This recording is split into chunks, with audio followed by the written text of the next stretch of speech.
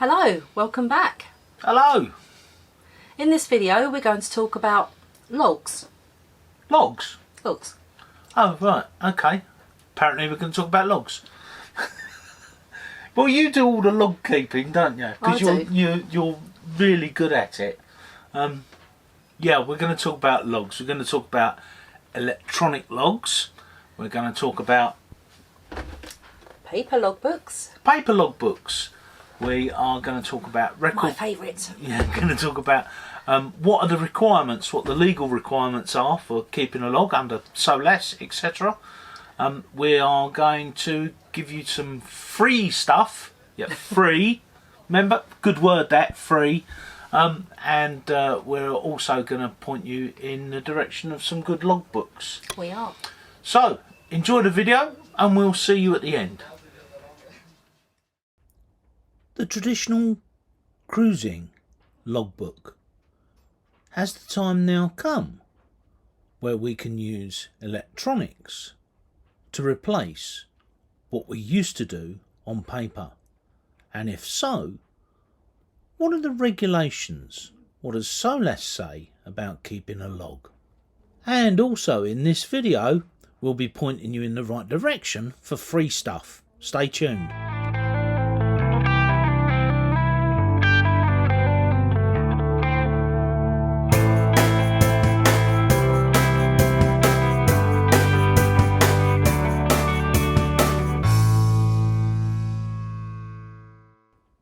Her Britannic Majesty's ships have always kept logs. The earliest reference I could find to keeping logbooks was this one. Kept in the British Library, these logs are written by William Baffin and refer to his voyage to the Arctic in 1615. Undoubtedly older ships would have kept some sort of log, even if that log was just an inventory and a few rough notes, but their sailing passages definitely would have been recorded, and we know that because we found clay tablets from ancient Greece which record not only the cargo but some of the things that happened along the way. So what does the word log mean? Well, as a noun, it's an official record of events during the voyage of a ship or an aircraft. As a verb, to enter an incident or fact in the log of a ship or aircraft in another systematic record. The incident has to be logged. So what does SOLAS say about keeping a log? In the UK, all vessels on international voyages other than pleasure vessels of less than 150 gross tons must keep on board a record of navigational activities such that it is possible to reconstruct the vessel's track throughout the voyage. Now the important thing here is other than pleasure vessels and less than 150 gross tons. Yes, you don't actually have to keep a log. That doesn't mean it's not best practice. The primary reason for maintaining a ship's log is for navigation and safe passage. The log is a legal document that is used to record fixes, courses steer, weather forecasts, wind speed and direction, periodic readings and the ship's heading and speed, and of course its barometer readings. Now remember what we said earlier, commercial vessels and those over 150 gross tons. Both the RYA and the ASA recommend keeping a logbook, and we do too. It's not just good practice to keep a log, it's a record of the navigational activities on board, and information in the log can be used to establish the vessel's position in the event of an electronics failure, even if that's rare these days, for investigations following an incident, and lots more. It's also a bit of your history. And of course, the boat's history. In the case of an electronics failure, a paper chart and a paper log are invaluable because they record your last known position. It then becomes a matter of applying dead reckoning, using speed, distance and direction to know pretty much where you are.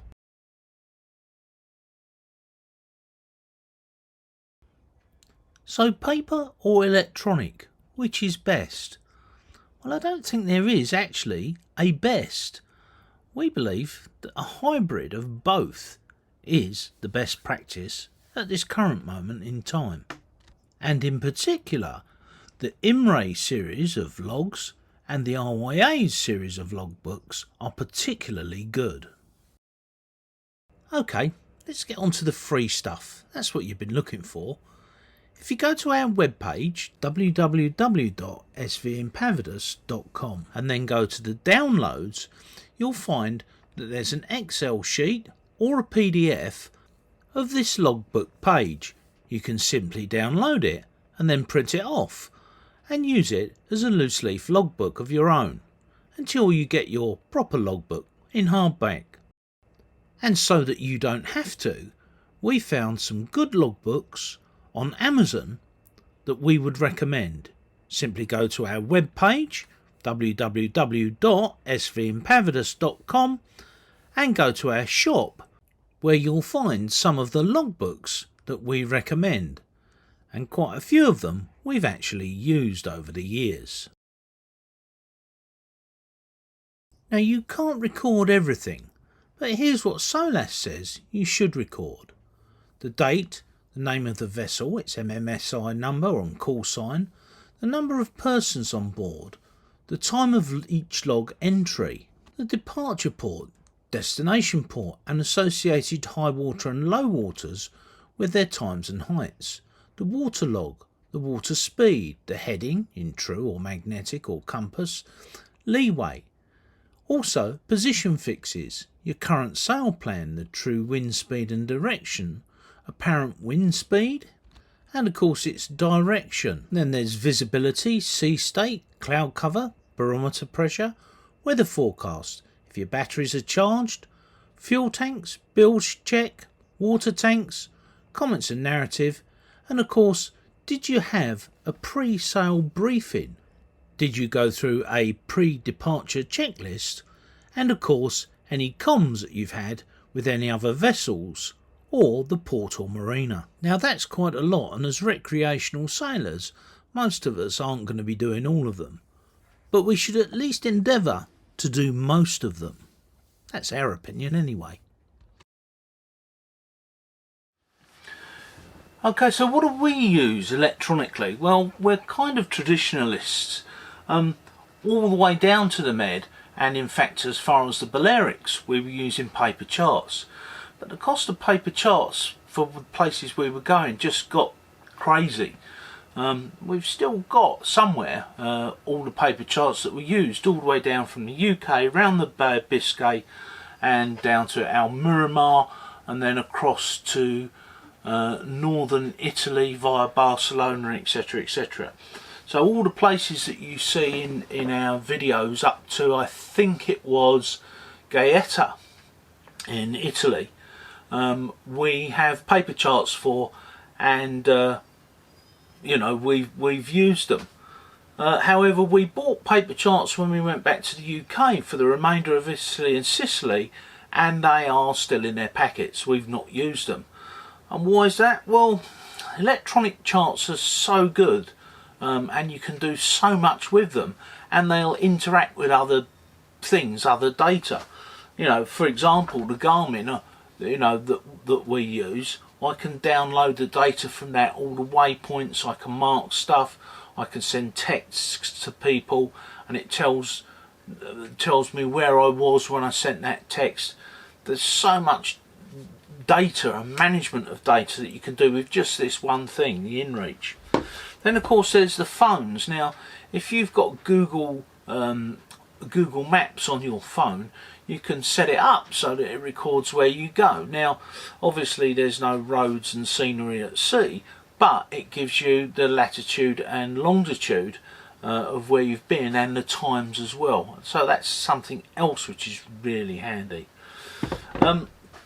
We recently have upgraded and have a tablet now with Navionics on it.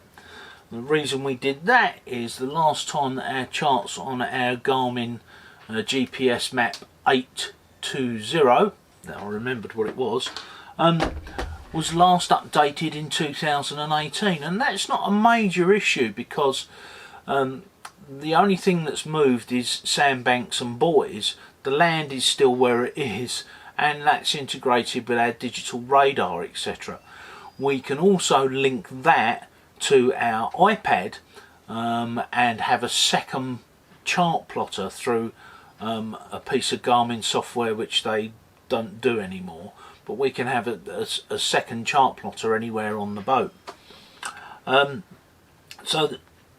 those charts were from 2018, and to upgrade that chart card one time with Garmin is something like £120. To rebuy a new card with completely new charts and any upgrades or whatever in the software is over £250, which is about the same in dollars at the moment. And we can use Navionics for 10 years for the same cost. So we're slowly going over towards Navionics and using the Garmin more for radar and the other information that it gives.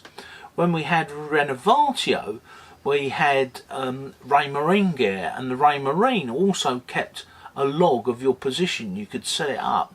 That was an I think it was an E80, Raymarine E80 colour chart plotter, and you could set it up so that it would take long and lat and position and direction and speed and what have you, most of the log data that's necessary about every 20 minutes or so.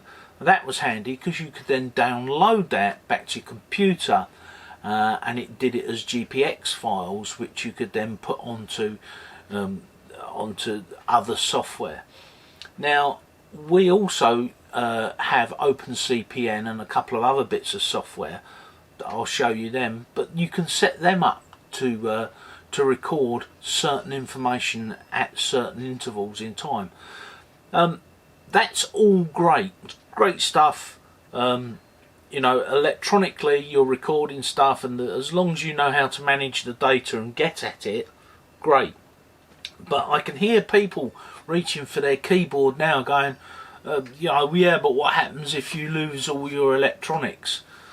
Well, that is incredibly rare unless you get something like a lightning strike. But it does happen.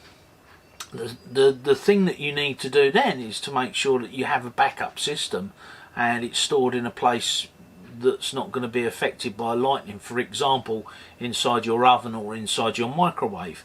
And we have two other GPSs which are independent of everything else that we have, and a handheld radio that we can put either in our microwave, which is sort of just there, or that we can put in our oven, and that the oven and the microwave create a Faraday cage. And so basically what happens is the electricity goes round the outside and not inside, so they don't get affected.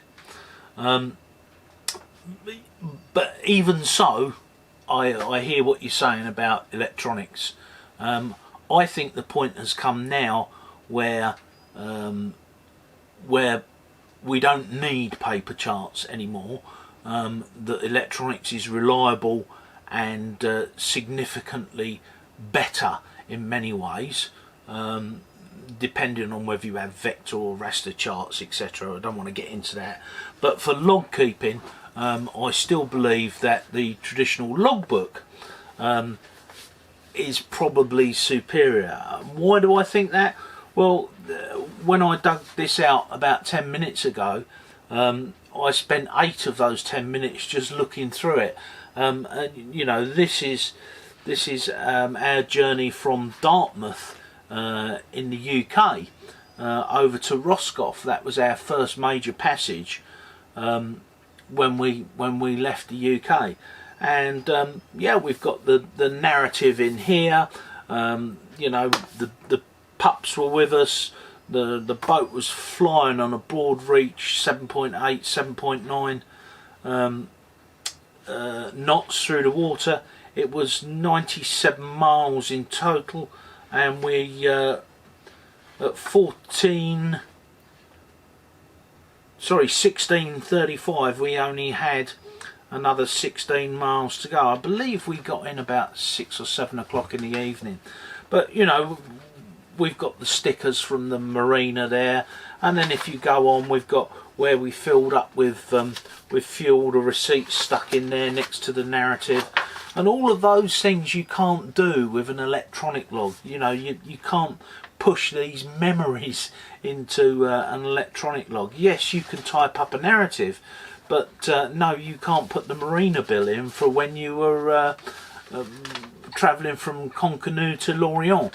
You know, so there's the bill from Lorient, and it was, let's have a look. How much was it? It was 2 nights, €36. I bet it's not that there now. Yeah, that was when was that? 2000 and June the 14th, 2018. So this logbook is actually now full to the point where last year, I need to tell you about that. Last year we actually started logging our trips in the waypoints description page, and just writing a narrative down the side. So we need a new paper logbook, and when we were talking about doing this video yesterday, both Cindy and I decided yes, we still want to keep a paper log, and that we're going to get a new logbook, and hopefully we can get someone from the UK to bring us one over, or either from IMRAE or from the RYA. The IMRAE ones are particularly good. I think that they probably do the publishing for RYA because they're very, very similar.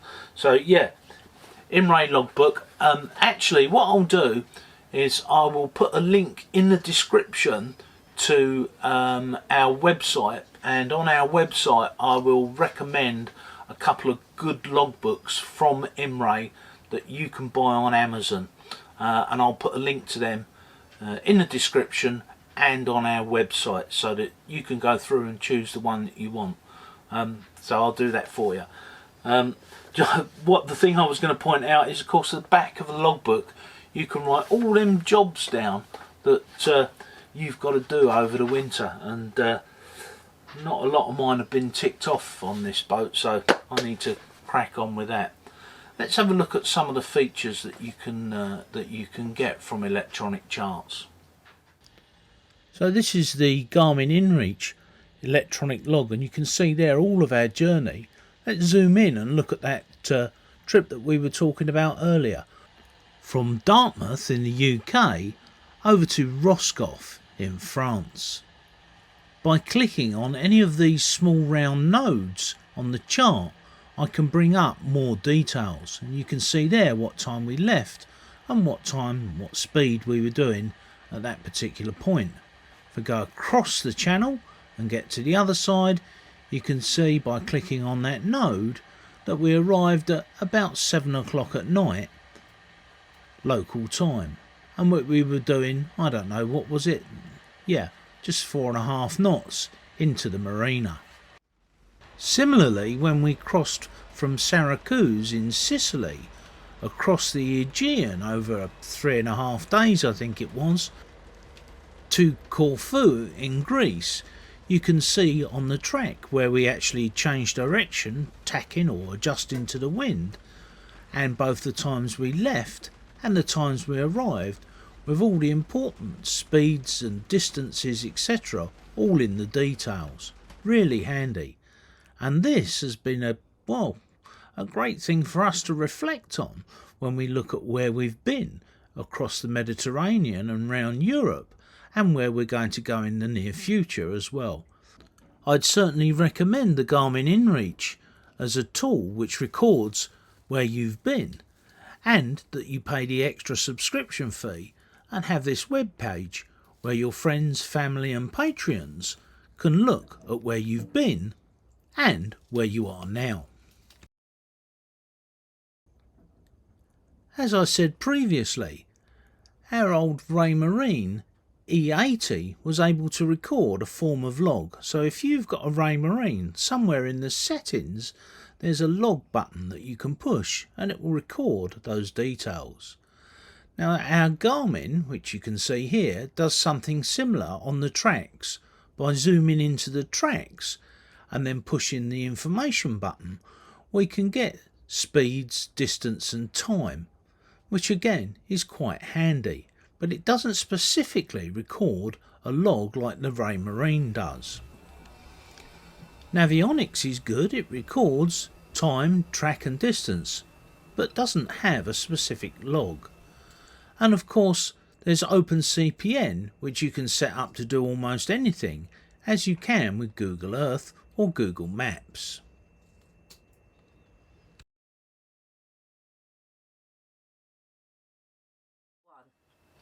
Well, I hope you enjoyed the video. Yeah, I hope you have. As I say, it's our point of view, it's what we think, it's our experience. Your experience may be different. There's a lot of controversy at the moment over electronics versus paper. I kind of think we're on that transition period.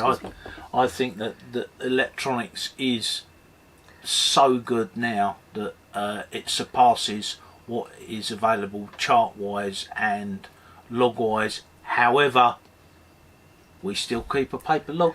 And I always write the longitude and latitude down every hour or so, even if we're just going from one anchorage and to the next one 5 miles away. And it makes good reading, doesn't it, later? It does for me when I write up things. I need that information. When she talks to the kids, she's got the logbook there. When we're here. The other thing that I didn't say in the video was that if you're going to keep a log, obviously there's a time interval. You can decide what that time interval is. We do about an hour, don't we? On a long passage, and I say I regard long as over 40 miles, I will do it every hour. Yeah. And again, that's because should the electronics fail, you go back to the paperwork and you can then use dead reckoning, so speed and distance calculation, to work out exactly where you are. Not really necessarily if you're just coastal hopping or whatever, but long passages, yes, you need to know where you were no more than an hour ago, because you could have another 4, 5, 6, 700,000 miles to go, and you need to know. So yeah, that's important. And one of the good things for doing that and keeping that up every hour is an egg timer. Not a 3-minute egg timer, obviously. One of these cooking timers, where you turn it and it gives you 60 minutes or whatever as a timer, and it just goes off ding. Yeah, but nowadays I'll just set an alarm on the phone. Yeah, it's easier. Yeah, or the phone. Yeah. Again, electronics is that good these days that you can set things to remind you. Right, well, I guess we've got guests coming today, haven't we? We have. Got some friends coming over for dinner. So we better get on. Thanks again for watching. Don't forget to like, subscribe, hit the bell. Otherwise, you might not get the notifications. Some reason YouTube doesn't give you notifications unless you hit the bell. So make sure that and if you are a subscriber, go and check the bell, make sure it's dinged, otherwise you won't get notifications. And as always, thank you Patreons. Yeah, thanks Patreons, great to have your support, and we'll be turning on the Garmin InReach in about 3 weeks. 3 weeks hopefully. About 3 weeks, and then we'll be off on our adventures. So if you're a Patreon, of course, you already know about this, and you can go to the website and follow us minute by minute. There's an incentive. Thanks, guys. Sail safe. Sail safe. Bye. Bye.